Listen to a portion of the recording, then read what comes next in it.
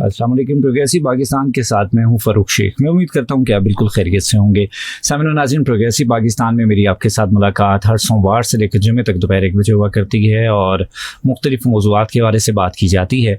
Progressive Pakistan एक ऐसा programme है जिससे बहुत कुछ सीखने और सिखाने को मिलता है। सीखने और सिखाने की इस रीत को बरकरार रखते हुए आज भी हम आपकी खिदमत में हाजिर हैं और आज प्रोग्रेसिव पाकिस्तान में हम बात करने जा रहे हैं जी जस्टिस के हवाले से, यानी कि इंसाफ के हवाले से। अगर हम बात करते हैं इंसाफ की तो उससे पीछे बहुत सारे ऐसे पहलू हैं जिनको डिस्कस करना बहुत ज़रूरी है। जैसे हम बात करते हैं जी बर्दाश्त की, सब्र की, तहम्मुल की, ये तमाम चीज़ें बहुत ज़रूरी हैं क्योंकि जब अदम बर्दाश्त होती है तो मामलात ख़राब हो जाते हैं, आपस में लड़ाई झगड़े तभी होते हैं। फिर उससे अगली बात, जब लड़ाई झगड़े बढ़ जाते हैं तो इंसाफ के लिए कोर्ट कचहरी जाने से भी हम कतराते हैं कि कैसे जाएंगे, क्या होगा, हमें कैसे चीज़ों को फेस करना पड़ेगा। यानी कि अदालती निज़ाम में लोअर कोर्ट से लेकर हाई कोर्ट तक या सुप्रीम कोर्ट तक जाने में जो जो डिफ़िकल्टीज़ फेस करना पड़ती हैं, वो क्या डिफ़िकल्टीज़ हैं उनको आज हम डिस्कस करेंगे। और हमें क्यों लगता है कि शायद ये निज़ाम इतना मुश्किल है कि आम आदमी की रसाई नहीं हो पाती, इसको आज जानने की कोशिश करेंगे। प्रोग्राम में हमारे साथ जुड़ने के लिए आप डायल करते हैं 0334 1966 966 0334 966 966। आपकी कॉल्स और मैसेजेस को प्रोग्राम में शामिल किया जाता है और अपने मेहमान के साथ हम उन सवालात को शेयर भी करते हैं। तो जनाब बढ़ते हैं प्रोग्राम की जानिब और आज के मेहमान से आपको मिलवाते हैं। आज प्रोग्रेसिव पाकिस्तान में हमें ज्वाइन किया है शेख मुबशर इस्लाम साहब ने। मुबशर साहब जो हैं वो एडवोकेट हाई कोर्ट हैं और वुमन टैक्स की केसेस को डील करते हैं, लेकिन हमारे बड़े अच्छे दोस्त हैं। हम आज ख़ास तौर पर दावत दी मुबशर को, तो हमें ज्वाइन किया इन्होंने और इनसे बेसिकली आज हम ये जानेंगे कि कैसे एक्सेस हो सकती है किसी भी आम आदमी की जस्टिस के हवाले से। मैं आपको वेलकम करता हूँ, बहुत बहुत शुक्रिया आपने की। फ़रूख भाई आपका बहुत शुक्रिया, thank you very much having me here. अच्छा, जो हमारा आज का मौजू है कि access to justice for common citizen, आम आदमी तक इंसाफ की रसाई कैसे मुमकिन है। सो वहीं से आगाज़ करते हैं कि सर कैसे मुमकिन है, क्या पेचीदगियाँ नज़र आती हैं। यानी कि मुझे ये लगता होता है कि शायद ये स्क्रीन के इस पार कुछ और दिखता है, अंदर जाते हैं तो कुछ और होता है। तो यहाँ पर भी कुछ ऐसा ही है कि बाहर से लगता है कि शायद बहुत कॉम्प्लेक्स निज़ाम है, बड़ा मुश्किल है और इनसाइड स्टोरी जो है वो बड़ी इजीली सॉल्व हो जाती है। बिल्कुल फ़रूख भाई, हर तस्वीर के दो पहलू होते हैं। तो या एक साइड से देखें कुछ और है, दूसरी साइड से कुछ और है।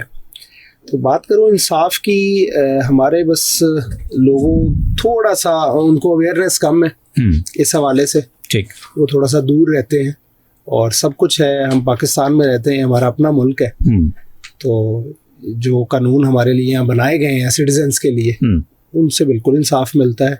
बिल्कुल, लेकिन लोगों को उसकी तरफ मूव होना चाहिए। बिल्कुल सही। अच्छा, ये सोच आनी चाहिए। मतलब मुझे लगता है कि पहले से अब तक बहुत चेंजेस आ चुकी हैं। जी बिल्कुल। जब हम कहते हैं ना कि हम ज़हनी तौर पर बहुत ज़्यादा आज़ाद हो चुके हैं, आज़ाद ख्याल हो चुके हैं और हम चाहते हैं चीज़ों को सॉल्व करना, तो इसका मतलब ये कि अब हम बोल्ड डिसीजंस लेते हैं। जी, लेकिन एक टाइम था कि जब लोग घबराते थे, कतराते कि नहीं, अब मामला जो है वो कोर्ट कचहरी से पहले सॉल्व हो जाना चाहिए। ये क्या हवा है? पहले बस बात ये है कि लोग थोड़ा सा कतरा जाते थे, कोई भी मामला है कि पता नहीं वो क्या सोचेगा, या अगर हम थाना कचहरी जाएंगे हमारी कोई गुडविल नहीं रहती, या हमारे बड़ों ने कोई आज तक थाना कचहरी नहीं देखा।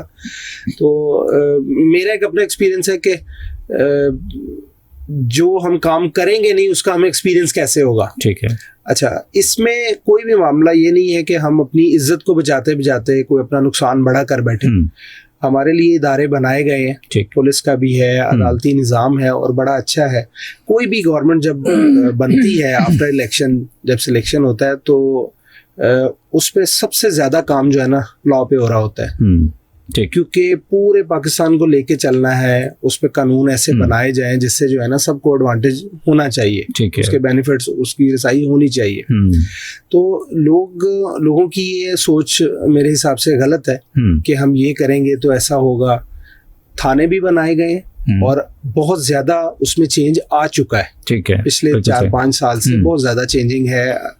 मॉडल थाना बना दिया गया, आपने अक्सर सुना होगा। निज़ाम अच्छा है, इन्वायरमेंट वहाँ का अच्छा कर दिया गया है। अच्छा, उसके बाद आप जब अदालतों में भी जाते हैं तो वहाँ पे भी निज़ाम बहुत ज़्यादा बेहतर है, आपको इंसाफ मिलता है।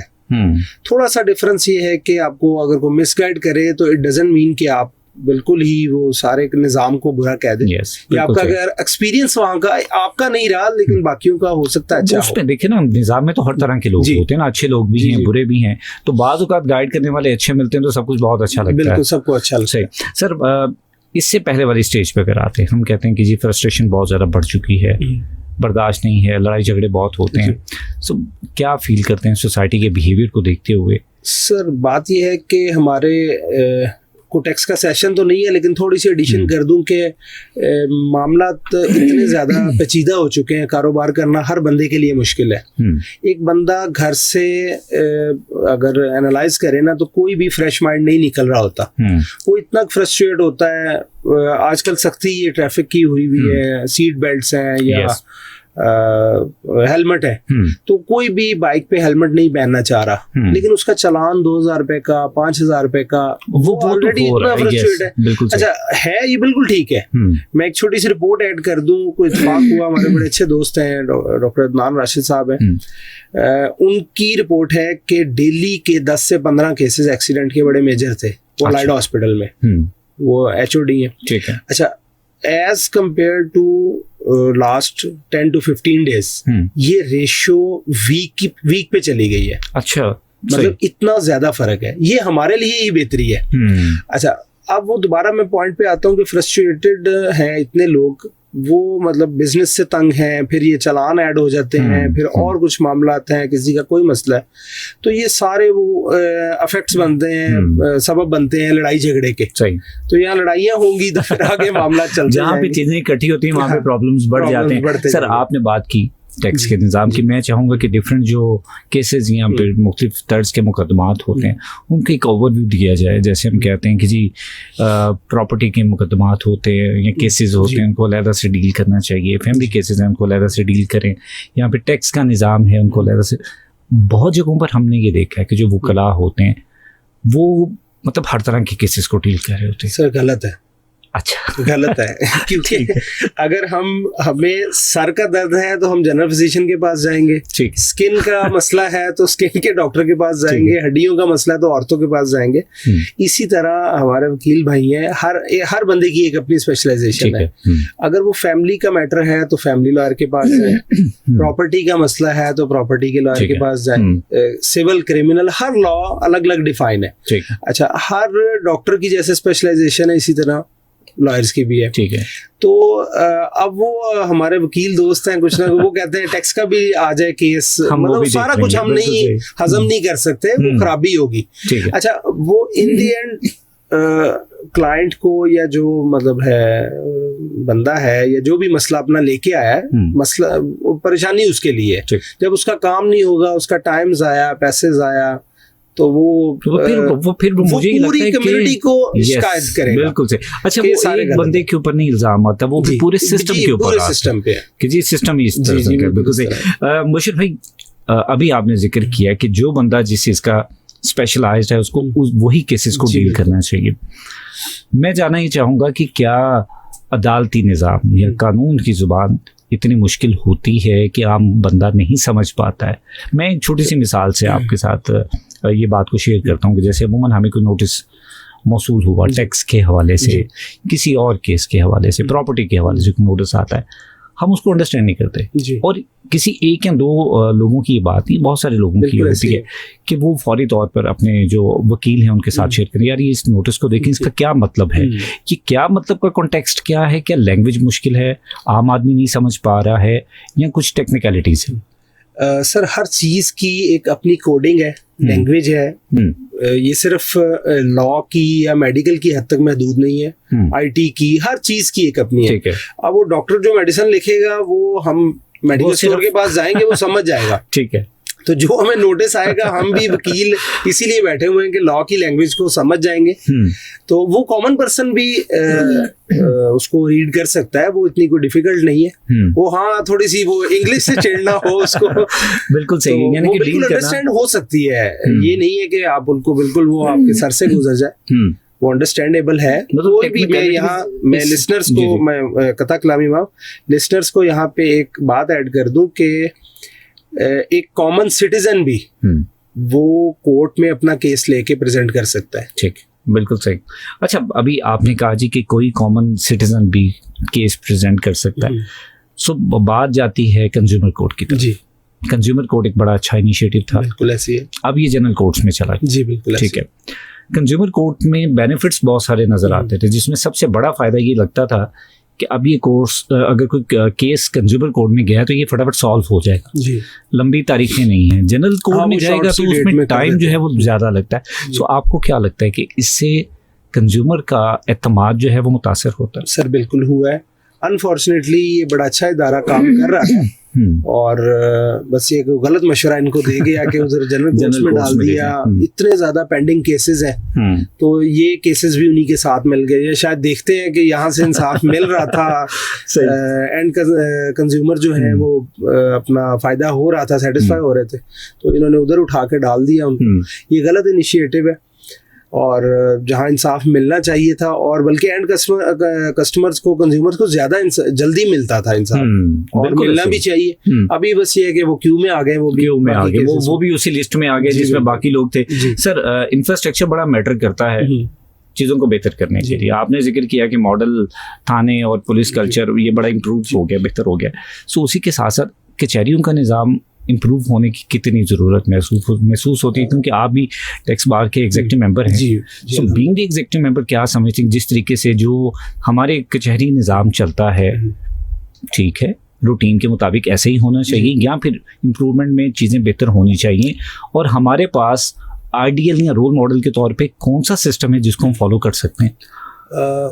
कुछ चेंजिंग हर, मतलब मैं समझता हूँ इदारे में रिक्वायर्ड होती हैं टाइम टू टाइम। हमारे यहाँ पे ना पॉलिटिक्स ज्यादा आ गई है। ठीक, मतलब काम हो रहा है, ये नहीं है कि अदालतें भी अपना काम कर रही हैं। काम तब ही होगा जब लॉयर्स वहाँ पे केसेस प्रेजेंट करेंगे। काम हो रहा है, उसके आउटपुट भी मिल रहा है, इंसाफ भी हो रहा है, सजाएं भी हो रही हैं।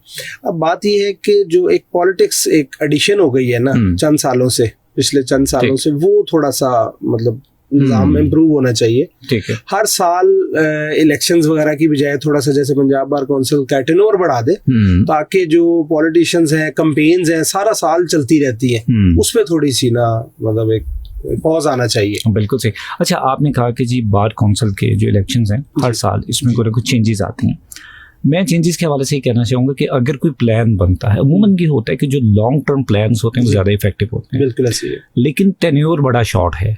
ऐसे ही है, जो चेंज हुआ वो पहले वाले प्लान को एग्जीक्यूट नहीं करेगा, वो उसको रोकेगा, नए प्लान्स आ जाएंगे, तो ये चीज़ मुतासिर करती है। बिल्कुल करती है। बात ये है कि एग्जाम्पल एक ऐड कर देता हूँ, इलेक्शंस अभी होने लगे हैं डिस्ट्रिक्ट बार के, 10 जनवरी को है, तो ये इलेक्शन खत्म होंगे, कैबिनेट चार्ज संभालेगी, नई कैबिनेट अपनी 1 साल पहले ही कैंपेन स्टार्ट कर देगी।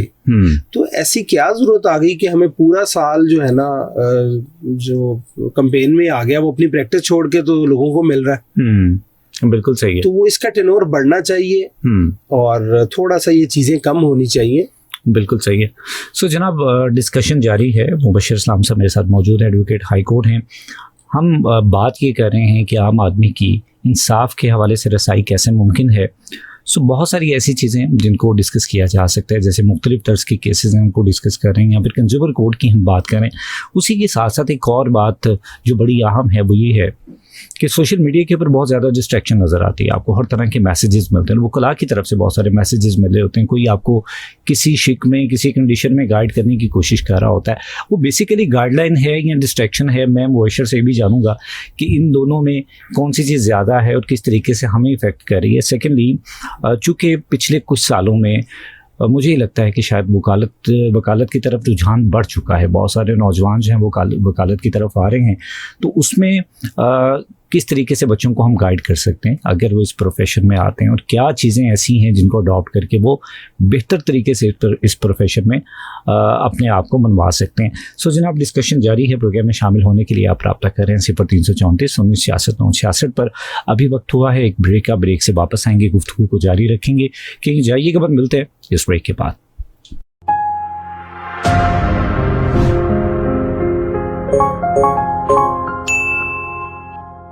Assalamu alaikum and a very warm welcome to the third season of Knowledge Connect, a flagship program of the University of Faisalabad.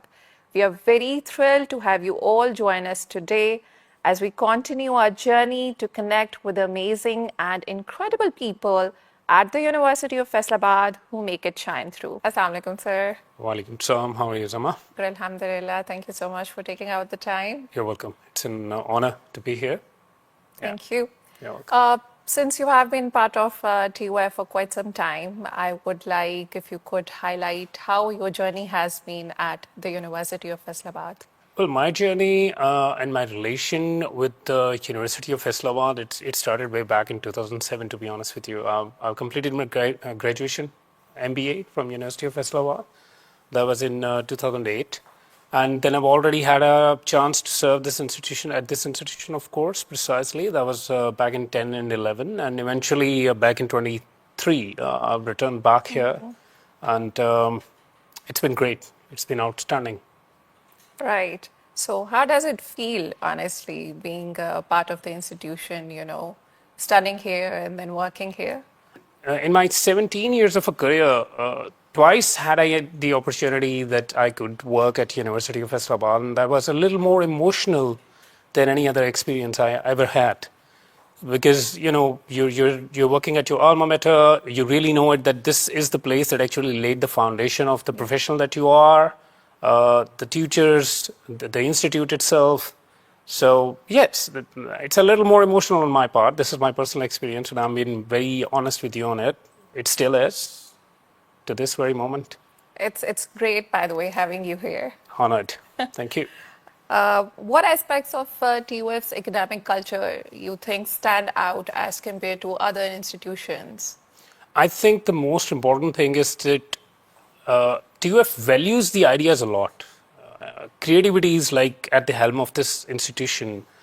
If you have a creative idea, if you have something new, if you believe that you want to pull a new project off, they will just welcome you with open arms. They would like you to come up with the new ideas to break the monotony, and they will give you all these opportunities and resources and inspiration that actually comes from the top management to us. So this is something that I really like about this wonderful institution, is that whatever ideas you have in your mind and you want to, and you're just looking for some prospects that who could actually pay heed to your ideas or give you the confidence that, okay, go ahead. Boy, when it comes to University of Faisalabad, you just drop an idea and sometimes you get a little amazed that you even didn't expect this kind of a firm response and attention to the idea and motivation to just go on and do it. You mean acceptance towards ideas and creativity? Definitely, and not just acceptance, immediate response, a positive response. That's very crucial whenever there is an idea, because you know what, we get like 65,000 thoughts a day. Yeah. And hundreds of ideas. Yeah. And it's very rare that an idea sticks to you for a long time if it is not put to action.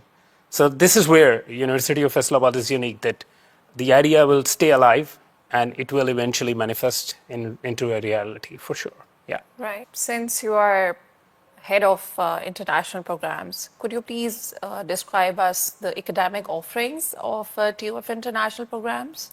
Well, TUF International Programs is a project, it's a very visionary project by our senior leadership, and the idea was actually to bring all those best practices that are in effect as well as academics are concerned globally, and to learn from them and then build on those values and those content, that kind of a content and the teaching methodologies and everything. So we started off way back in 2021, by the way.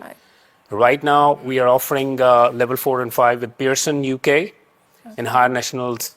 That is in computing, business, and art and design with fashion and textiles and the specialization. As well as we are also offering top-up for level 6, and we have huge plans, by the way, to just simply deploy full-fledged undergrad and graduate degrees with other universities. So very soon we are about to make the announcements. I mean, it's all cooked up, it's all ready to be served. But within just, it's a matter of weeks, I would rather say, that we'll be announcing some new projects too. Yeah.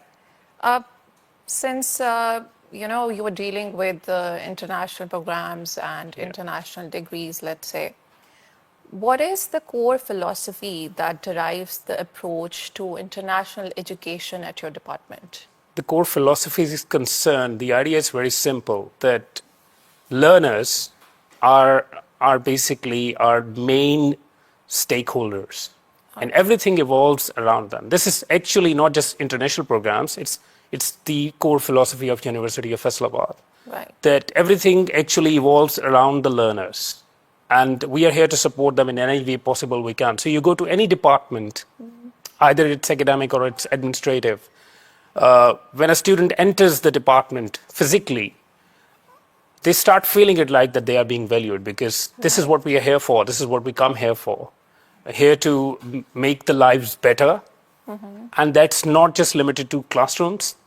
It is basically, I usually, it's a very casual statement, and my casual discussions that I use is that when you are in University of Faisalabad and you're breathing the air, the support is within the air along with the oxygen. So it's so much embedded and etched into philosophy, into the vision of our leadership, that definitely translates into this philosophy. So yeah, this is something very unique, to be honest with you. Yeah. So students are the epic center They are, at the University definitely. of They are, Faisalabad? that's why we are.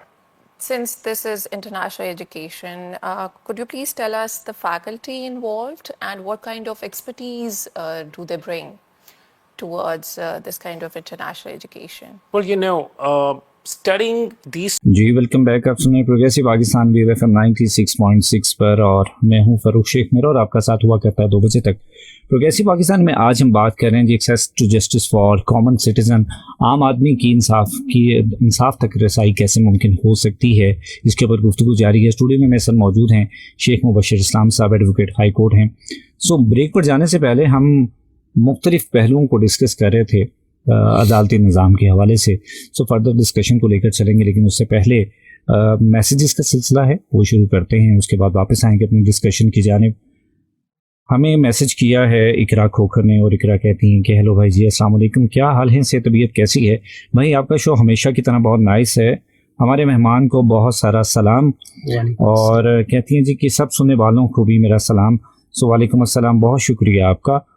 और हमारे साथ मौजूद हैं अली राजपूत हैं। अली कहते हैं sir कैसे हैं आप? प्रोग्राम हमेशा की तरह बहुत अच्छा है सर, आज का प्रोग्राम बहुत मालूमाती और बहुत ज़बरदस्त है। मेहमान को अस्सलाम वालेकुम, आप ही फराज समेत सब लिसनर्स को भी सलाम कह दें, 96.6 की सारी टीम को भी सलाम कह रहे हैं, वालेकुम अस्सलाम, बहुत शुक्रिया आपका। सो जनाब फ़रा इलियास हैं हमारे साथ, इन्होंने मैसेज किया है, कहती हैं कि फ़रूक भाई कैसे हैं आप? माशाल्लाह प्रोग्राम हमेशा की तरह बहुत खूबसूरत है। मेहमान को अस्सलाम वालेकुम, दुआ है कि अल्लाह पाक आप सब मेहनत करने वालों को ढेरों कामयाबियाँ अता फरमाए, खुश रखे, हमेशा सलामत रखे। अली राजपूत में तमाम लिसनर्स को सलाम कह रही हैं, वालेकुम अस्सलाम, बहुत शुक्रिया आपका। और हमारे साथ एक और लिसनर मौजूद हैं, अली नाम है इनका, और इन्होंने मैसेज किया है कि जी आपका शो अच्छा है। इन्होंने एक क्वेरी भी डिस्कस की है। इन्होंने कहा कि मेरा एक नंबर था, इनके पास 2 नंबर चलते थे। इन्होंने कहा कि एक नंबर जो है वो कुछ अरसे तक यूज़ नहीं किया, और उसके बाद वो कंपनी ने बगैर इजाज़त के किसी और को दे दिया है। तो इसके ऊपर क्या प्रोसीडिंग कोई हो सकती है या नहीं? तो ये मैं मुबशर साहब से जानूंगा कि वो क्या कहते हैं इस हवाले से। और अली रज़ा हैं हमारे साथ, कहते हैं जी कि पूरे दिन में 1 घंटे के लिए सराइकी सॉन्ग्स भी प्ले किया करें, और साथ में उन्होंने ये कहा कि सर ये जो बार काउंसिल के इलेक्शंस हुए हैं, इन इलेक्शंस में सदर और दूसरे इलेक्टेड लोगों का क्या काम होता है, रिस्पॉन्सिबिलिटीज़ के हवाले से जानना चाह रहे हैं, तो मैं मुबशर साहब से ये भी जानूंगा। ईमान ने हमें मैसेज किया, कहते हैं भाई शो बहुत अच्छा है, मैं फ़र्स्ट टाइम शो देख रही हूँ, थैंक यू सो मच, बहुत शुक्रिया आपका। सो जनाब मैसेजेस का सिलसिला जारी है। हमें एक और मैसेज मौसूल हुआ है, फातिमा है फैसलाबाद से, कहती हैं जी people in the past believe that justice prevails, saying नेकी कर, और ये क्या लिखा हुआ है मुझे समझ नहीं आई आपने क्या लिखा है, क्योंकि रोमन में लिखा हुआ है do good and expect less. Today peoples often say justice is blind but hope it's not deaf. बिल्कुल सही कहा आपने, इंसाफ के ऊपर यकीन रखना चाहिए, मिल जाता है। सेकेंडली जब हम कहते हैं ना नेकी कर दरिया में डाल, इसका मतलब ये मैं हमेशा ही कहता हूँ कि जब किसी के साथ अच्छाई करें तो उस बंदे से कम से कम एक्सपेक्टेशन ना रखें कि ये आपके साथ बदले में अच्छा करेगा, क्योंकि आपके साथ अच्छा कहाँ से और कब होगा ये आपको नहीं पता। सो आप जिस नेकी या जिस जज्बे के साथ किसी के साथ अच्छाई करते हैं उस जज्बे को जारी रखें और बेहतरी वाले मामलात होते चले जाएंगे। अच्छा जी, हमें ईमान ने मैसेज किया है, कहती हैं कि मैंने आपको आपकी जुबिया के शो में बताया था, मैं कॉलेज आती हूँ, मैं शो नहीं देख पाती। जी बहुत शुक्रिया, अगर आपने आज हमारा शो सुना है, सुन रही हैं, so thank you so much. आप इसी तरह शोज़ को सुनती हैं, पसंद करती हैं, बताती हैं तो अच्छा लगता है।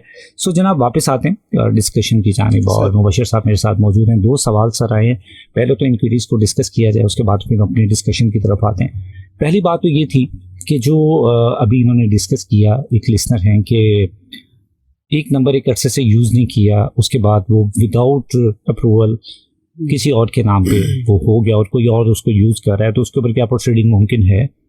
फरूक भाई, यहाँ मैं ना एक चीज ऐड कर देता हूँ। हम लोग कोई भी फॉर्म साइन करते हैं ना, वो स्कूल का है, कॉलेज का प्रॉस्पेक्टस है, कोई भी बैंक का फॉर्म है, एक गाड़ी को लेने जाते हैं, तो हम जल्दी में बस एक्साइटेड इतना होते हैं कि एंड पे बस साइन कर देते हैं। अच्छा, हर वहाँ पे कुछ हमारे पॉइंट्स जो है ना, कुछ फेवर में होते हैं, कुछ अगेंस्ट होते हैं, कंपनी की कुछ पॉलिसीज होती हैं। तो कोई भी इंस्टीट्यूट बिला वजह आपको तंग नहीं करता। अगर आपको कोई नोटिस आ रहा है, टैक्स का है, कोई भी चीज है, तो वो आपकी कुछ ना कुछ जो है ना, मतलब वजूहात के अगेंस्ट आया होगा। अच्छा, कंपनी ने पॉलिसी, हर टेलीकॉम कंपनी ने पॉलिसी दी थी कि आपका अगर नंबर नॉट इन यूज है तो आप उसको जो है ना बायो करवा के उसको रख लें। ठीक है। तो हो सकता है कि इन्होंने बायोमेट्रिक ना करवाया हो और वो कंपनी की पॉलिसी थी, उसके बाद जो है ना वो किसी और के यूज किसी को उन्होंने और यूज में दे दिया। बिल्कुल सही है। अच्छा जी, एक और मैसेज ये था कि जब डिस्ट्रिक्ट बार की जो अथॉरिटीज होती हैं, इलेक्ट होती हैं, प्रेसिडेंट है, वाइस प्रेसिडेंट, इनका काम क्या होता है? ठीक है, जो क्वेश्चन सामने आया था, उन्होंने जिक्र किया था पंजाब बार के, अभी रिसेंटली पंजाब बार के इलेक्शन हुए। ये बेसिक जो पंजाब बार है उसमें प्रेसिडेंटशिप नहीं होती, कैबिनेट नहीं होती, उसमें मेंबर्स होते हैं। फैसलाबाद है, फैसलाबाद से 4 मेंबर्स चूज होते हैं, इलेक्ट होते हैं। एक सीट जंग से होती है, एक चमोट से होती है और एक टोबा से होती है। फैसलाबाद डिवीजन से 7 सीट जो है ना, ये आसान अल्फाज में नुमाइंदे होते हैं पंजाब बार के, जो हमारे यहाँ पे बैठे होते हैं। ठीक है। तो हमें कोई वकला को कोई शिकायत है, कोई भी मसला है, तो वो उन तक पहुंचाई जाती है, हमें कुछ जाने की जरूरत नहीं है। और जो जनरल इलेक्शंस हैं, जिसमें सदर, सेक्रेटरी और ये पूरी कैबिनेट इलेक्ट होती है, वो अनकरीब होने वाले हैं फैसलाबाद में डिस्ट्रिक्ट बार के, तो उनकी कुछ रिस्पॉन्सिबिलिटीज अलग हैं। बिल्कुल सही। सो बशीर भाई, गुफ्तगू को आगे लेकर चलते हैं। हम बात कर रहे थे डिफरेंट केसेस के हवाले से, उसमें हमने ये भी डिस्कस किया कि फ्रस्ट्रेशन बहुत बढ़ जाती है, तो हम बाज़ औक़ात अपने आप को कवर करने के लिए आगे तक नहीं जाते हैं, अदालती निज़ाम तक नहीं पहुंच पाते। क्या लगता है, सोशल मीडिया की जो इंफॉर्मेशन आती है वो गाइडलाइन है हमारे लिए या डिस्ट्रैक्शन है? सर, मेरे एक्सपीरियंस के मुताबिक ये दोनों है। ठीक है। अगर मैं उससे गाइडलाइन लेना चाहूँ तो मुझे गाइडलाइन मिलती है, ये मेरी विलिंग है कि मैं उससे क्या चाह रहा हूँ। ठीक है। अगर मुझे कोई इशू है, मैं गूगल पे सर्च इंजन पे जाता हूँ, यूट्यूब पे कुछ सर्च करता हूँ, या बहुत सारे साइट्स और भी हैं, चैट जीपीटी है, एआई है, तो हमें बहुत कुछ उससे मिल जाता है। अब अगर इसके अगेंस्ट में मतलब उसका ओवर यूज करूं, रात को लेट नाइट में रील्स देखूं या कुछ और है, तो वो मेरे बिल्कुल उसका वो डिस्ट्रैक्ट भी करता है। बिल्कुल सही। अच्छा, मेरी सेहत पे भी कर रहा है, मैं लेट जाग भी रहा हूँ, तो दोनों चीजें हैं। लेकिन इसके जो आजकल है, आपका पॉइंट है ना कि उसमें से न्यू कमर्स के लिए वो थोड़ा सा मैं समझता हूँ वो डिस्ट्रैक्ट करता है। ठीक है। क्योंकि हर जो लॉयर की बात ही कर लेते हैं, वो अपने व्यूज बढ़ाने के लिए या अपना चैनल चलाने के लिए वो कुछ ना कुछ डाल रहा है। ठीक है। वो उसमें मतलब नेगेटिव पॉइंट्स भी हैं, पॉजिटिव भी हैं, टिकटॉक बना रहा है। सही। तो वो जो है ना, उसमें पुलिस का कल्चर भी दिखा रहा है। यस। तो वो अपने व्यूज बढ़ाने के लिए जो है ना, वो थोड़ा सा बदजन्नी कमर को कर रहा है। फिर ये है कि अगर फी पॉइंट ऑफ व्यू से बात करें, हर एक को हम अवेयरनेस तो दे रहे हैं, तो हमारे यहाँ कुछ फी के भी मिसाइल हैं, फी कोई नहीं देना चाहता। बिल्कुल ऐसे ही। तो वो हर बंदा, मैं ये नहीं कहता कि वो खुद नहीं, मैंने भी पहले अर्ज किया कि कोई भी एक जो कॉमन सिटीजन है वो खुद भी जाके अपना केस प्रेजेंट कर सकता है, लेकिन उसको उसके लिए बात ये है कि वो अगर हमारा काम करेगा तो अपना काम उसका कौन करेगा। बिल्कुल सही। तो वो इसलिए वो अपनी कुछ माइनर सी फी पे करे और अपना काम करवा ले। ये नए लोग अभी आ रहे हैं, कचहरियों में आ रहे हैं, हर साल बहुत सारे ग्रेजुएट्स जो पास आउट होते हैं, अपने ट्रेनिंग के ऊपर आ जाते हैं, फिर उसके बाद एक प्रोफेशन को बाकायदा तौर पर ज्वाइन करते हैं, बहुत ज़्यादा ऑलरेडी खपत है, बहुत सारे वकला है, सो आपको लगता है कि कैपेसिटी के मुताबिक अभी ज़रूरत और है? नहीं, ओके, क्योंकि अगर हम वेस्टर्न कल्चर को देखते हैं तो हमें लगता है कि वहाँ पर एक सिस्टम है कि कितने ग्रेजुएट्स किस डिसिप्लिन के पास आउट होने चाहिए और हमें रिक्वायर्ड क्या है। हमारे पास अनफॉर्चुनेटली ये सिस्टम नहीं है। बिल्कुल ऐसे ही है किसी भी चीज के, ये सिर्फ लॉयर्स की हद तक महदूद नहीं है, किसी भी चीज के। हमारे यहाँ पे अनएम्प्लॉयमेंट इसी वजह से ज्यादा है। एमबीए एक टाइम पे आके एमबीएस बहुत ज्यादा हो गए, वो जॉबलेस रहे, फिर उनको मजबूरन कोई अपनी मतलब डोमेन से बाहर की जॉब्स करनी पड़ी। अच्छा, लॉयर्स हैं, इतने ज्यादा वकला हो गए हैं, इस पे कोई रिस्ट्रिक्शन होनी चाहिए, क्योंकि केसेस इतने हैं नहीं है, फिर अनएम्प्लॉयमेंट रह गई।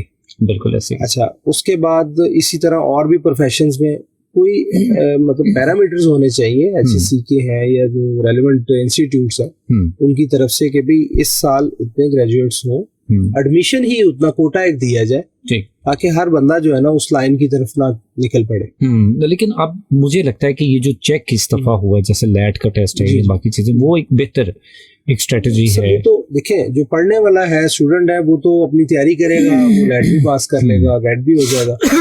लेकिन बात ये है कि अगर इस साल जरूरत ही नहीं है, 20 न्यू लॉयर्स की जरूरत ही नहीं है, न्यू चार्टर्ड अकाउंटेंट्स की जरूरत ही नहीं है, तो वो इन दी एंड यहाँ से वो देखते हैं अनएम्प्लॉयमेंट है, वो फिर अपना बाहर पाकिस्तान से बाहर जाने का सोचते हैं कि यहाँ कुछ काम ही नहीं है। सही है, बिल्कुल सही। अच्छा, मैं एक जनरल मैसेज हमेशा ये देता हूँ, जितने भी हमारे दोस्त वकील हजरात हैं उनसे ये बात करता हूँ कि जो नए नए प्रोफेशन में आते हैं, तो एक बड़ा क्रेज और चार्म सा होता है अथॉरिटेटिव वे में अपने आप को डिलीवर करने का। बहुत सारे लोग अभी भी, जैसे भी आपने जिक्र किया कि आजकल बड़ी सख्ती है ब्लैक शीशों के हवाले से, और ये रूल्स एंड रेगुलेशन होने चाहिए। ग्रीन नंबर प्लेट खास तौर पे एडवोकेट के हवाले से, अटॉर्नी एट लॉ के हवाले से, सर कि अथॉरिटी या कोई मिजाज है इस चीज़ का, इसके ऊपर भी कोई कंट्रोल होना चाहिए? सर बिल्कुल कंट्रोल होना भी चाहिए और हो भी रहा है। ठीक है। अभी हमारे ट्रैफिक वार्डन्स वगैरह हर मतलब चौक पे, हर रोड पे जो है वो इसका चालान कर रहे हैं, ब्लैक पेपर्स का, वो किसी को नहीं बख्श रहे, और होना भी यही चाहिए, थोड़ी सख्ती होनी चाहिए, क्योंकि एक लिमिट से जो है ना वो एक्सीड हो गई थी बात। और जो ये अथॉरिटी की है, ये भी है तो हमारे भाई हैं, जूनियर्स हैं, सीनियर्स हैं, होना नहीं चाहिए ऐसा भी कि वो अपनी अथॉरिटी मतलब उसको मिसयूज करें कि भी मैं एडवोकेट हूँ तो मैं कुछ भी कर जाऊंगा। तो वो देखिए, लॉ सबके लिए सेम है। आप अगर वो लॉ वो ब्लैक शीशों की पाबंदी किसी के लिए है, नॉर्मल सिटीजन्स के लिए, तो आपके लिए भी है। बिल्कुल ऐसे ही। तो वो ये हमारी चॉइस है कि हमने ब्लैक कोट चूज किया है, वो गर्मी में भी पहनना है और सर्दी में भी पहनना है। सब एक बड़ा कंपैरेटिवली डिफरेंस देखा जाता है मूवी कल्चर में, ड्रामास में और रियल लाइफ में। कितना डिफरेंस है? सर जो लोअर कोर्ट्स हैं उसमें डिफरेंस ज्यादा है। अच्छा, ठीक है। जो हमारी सुपीरियर कोर्ट्स हैं वहाँ पे डिफरेंस नहीं है बिल्कुल भी। वो अल्हम्दुलिल्लाह बड़ा नीट एंड क्लीन वहाँ एनवायरनमेंट है और डिसिप्लिन भी है। तो बाकी ये है कि कुछ मीडिया है, उन्होंने कुछ अपना और जरा उसको मतलब ट्रेंड में दिखाना होता है, तो बना सवाल दिखाना होता है। लेकिन ये है कि कुछ बेहतरी है। मैं मतलब ये नहीं कहूँगा हमारी अदालतें हैं, हमारा अदली है, लेकिन वहाँ पे निज़ाम कदरे बेहतर है पहले से। सो वो तमाम लोग जो लॉ के शोबे से वाबस्ता हैं या फिर नए ग्रेजुएट्स हैं, पास आउट हो रहे हैं, उनके लिए क्या ओपिनियन रखते हैं कि अगर फील्ड में आएंगे? जैसे भी मैंने इब्तदा में बात की कि बहुत सारे ऐसे वकला होते हैं जो तमाम तरह के केसेस को डील कर रहे होते हैं, कहते हैं यार कुछ भी करना है तो हमें करना है। सो क्या आपका पॉइंट ऑफ व्यू क्या है कि स्पेशलाइजेशन जरूरी है या फिर अपने आप को फील्ड में इन करने के लिए सब कुछ आपको होना चाहिए? हमने अपने सीनियर से ना पढ़ा है कि बस पढ़ते जाना है। अच्छा, सही है। बुक पढ़े, अपने लॉज की जो है ना वो बुक पढ़े, क्योंकि ये पहले इससे लर्निंग होती है, फिर अर्निंग होती है। बिल्कुल सही। तो जब तक बुक नहीं पढ़ेंगे, लॉ नहीं पढ़ेंगे, आपकी ग्रिप नहीं होगी तो आप कुछ भी नहीं कर सकते, आप फेल है। तो वो न्यू कमर जो है, लॉयर कोई भी जो है ना वो कभी भी मुकम्मल नहीं होता। सही। वो मतलब सीनियर भी हो जाए तब भी उनको कुछ पढ़ना पड़ता है, कुछ नई चीजें हैं, कभी उनका कोई कहीं ना कहीं से उनको को पॉइंट मिल जाता है, उनका कभी कोई जूनियर उनको पॉइंट दे देता है, मतलब ये सारे चीजें चलती रहती है, लर्निंग चलती रहती है। तो वो न्यू कमर्स के लिए भी ये मैसेज है कि वो पहले लर्निंग है फिर अर्निंग है। बिल्कुल सही है। सो अपने लर्निंग फेज को पूरा करें। जी, वो ये चलता रहेगा, सारा चलता रहेगा, लेकिन जब तक वो उनकी ग्रिप अच्छी होगी लॉ पे, फिर आर्गुमेंट्स अच्छे होंगे, फिर केस जीतेंगे तो फिर फी आएगी। अच्छा जी, चूंकि हमने डिस्कशन में मुख्तलिफ पहलुओं को डिस्कस किया, मैं चाहूंगा कि फाइनली हम इसको सम अप करें। जी, इंसाफ की रसाई के लिए या आम आदमी की एक्सेस के लिए क्या मैसेज आपका होगा कि क्या रास्ता इख्तियार करना है, और ये जो एक फियर है अदालती निज़ाम का, कोर्ट कचहरी का, क्या ये फियर है, इसको साइड पे रखने की ज़रूरत है? क्योंकि हम बहुत सारी जगहों पर ठीक भी होते हैं, जस्टिफाइड होते हैं, लेकिन उसके बावजूद हम खौफज़दा होते हैं, हम अपने मामलात को आगे तक लेकर नहीं जाते क्योंकि हम डरे होते हैं सिस्टम से। सो क्या आप पैगाम देंगे लिस्टर्स को? मैं पैगाम दूंगा कि इस चीज़ से थोड़ा सा कतराएं नहीं। बिल्कुल, आपको कोई भी मसला है, किसी भी इंस्टीट्यूट से है, आप वहाँ जाएं। ठीक है, आपसे रेलेवेंट है, किसी लॉयर से रेलेवेंट है, जिसकी भी वो फील्ड है, लेकिन उससे पीछे नहीं हटे। वो थाना कल्चर है, बहुत इम्प्रूव हो चुका है। आप वहां जाएं, वो आपकी बात भी सुनते हैं, ऑनलाइन सिस्टम है। इन केस आपको कहीं पे भी कोई शिकायत आती है, सोशल मीडिया का दौर है, वो आपकी बात सुनते हैं। पोर्टल्स गवर्नमेंट ने बनाए हुए हैं, पोर्टल्स बनाए हुए हैं, आप उनकी शिकायत डालें, उसका भी अजाला होता है। सही है। अच्छा, अदालती निज़ाम बहुत अच्छा है, उससे भी पीछे नहीं हो। अगर किसी का भी एक्सपीरियंस अच्छा नहीं रहा किसी वक्त में भी, तो वो लाजमी नहीं है कि पूरा सिस्टम गंदा है, गलत है। तो वो आप किसी और के पास जाए, आप उससे जो है ना इंशाल्लाह मुफीद होंगे, आपको इंसाफ भी मिलेगा और आपकी शिकायत भी जो है ना वो दूर होंगे। बिल्कुल सही है सर, बहुत शुक्रिया आपका, आपने कीमती वक्त दिया आज के शो के लिए। सो जनाब, आज प्रोग्रेसिव पाकिस्तान में हमने बात की है access to justice for common citizen. Studio में मेरे साथ मौजूद थे शेख मुबशर इस्लाम साहब, एडवोकेट हाई कोर्ट, और डिटेल डिस्कशन एक बहुत कुछ सीखने और समझने को मिला। और ख़ास तौर पर जब हम बात करते हैं कि आम आदमी की रसाई कैसे मुमकिन है, तो उसमें कुछ मुश्किल नहीं है, चीज़ें बड़ी ईजी हैं, सिंपल है। और मुझे ये बात बड़ी खूबसूरत लगी मुबशर साहब की, जिन्होंने ये कहा कि किसी एक आदमी के गलत एक्सपीरियंस का मतलब ये नहीं होता कि पूरा सिस्टम गलत है। सो सिस्टम बिल्कुल ठीक है। और बहुत सारे लोग अक्सर उनके मुँह से आपने सुना होगा जो कहते हैं कि यहाँ पर तो कानून ही नहीं है। मैं ये कहता हूँ कि कानून मौजूद है, अमल दरामद बाज़ औक़ात नहीं हो पाता है, उसकी कोई रीजंस होती हैं। बाज़ औक़ात हम अपने आप को सुपीरियरिटी कॉम्प्लेक्स में रखे हुए होते हैं। इसकी बहुत सारी एग्जांपल्स हैं, जैसे हम ट्रैफिक के हवाले से रोड्स पे कहीं रुकते हैं, हमें कोई वार्डन रोकते हैं या कोई ऐसा इशू आता है, तो फौरी तौर पर हम कॉल मिलाते हैं किसी को और अपने आप को क्लियर करने की कोशिश करते हैं। तो हम जानते हैं इस चीज़ को कि हम गलती पर हैं, लेकिन उसके बावजूद हम खुद को इस सारे मामले से क्लियर कर रहे होते हैं और अपने आप को ठीक डिक्लेयर कर रहे होते हैं, जो कि गलत अमल होता है। सो ये जो हम लोगों की तरफ से एक एक्सरसाइज है, ये बड़ी गलत एक्सरसाइज है, इसको चेंज होने की ज़रूरत है। तो जहाँ पर आपको लगता है कि आपसे गलती होती है, उस गलती को माने। जहाँ पर सिस्टम गलत है, उसको सही करने की कोशिश करें, क्योंकि मैं, आप, हम सब भी सिस्टम का हिस्सा है।